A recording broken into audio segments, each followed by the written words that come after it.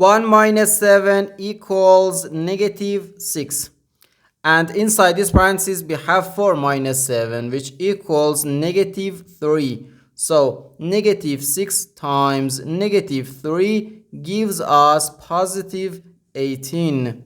But this answer is not correct. Because according to the order of operations, first we have to do parentheses, then exponents, then multiplication or division, and finally addition or subtraction. Remember that multiplication and division have equal priority and we have to work from left to right. And the same applies to addition and subtraction. In this expression, we have one subtraction, one multiplication, and one parenthesis. Inside this parenthesis, we have one subtraction. Here we have a multiplication because in mathematics, when a number is placed next to parentheses, it means multiplication. And we usually don't write the multiplication sign for brevity. Okay, so according to the PEMDAS, first we have to do this parenthesis, then this multiplication, and finally this subtraction. If we do this subtraction before this multiplication or this parenthesis, it is wrong.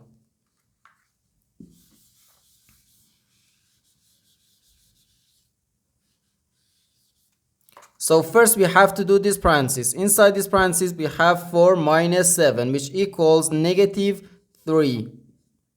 Okay, so 1 minus 7, then times negative 3.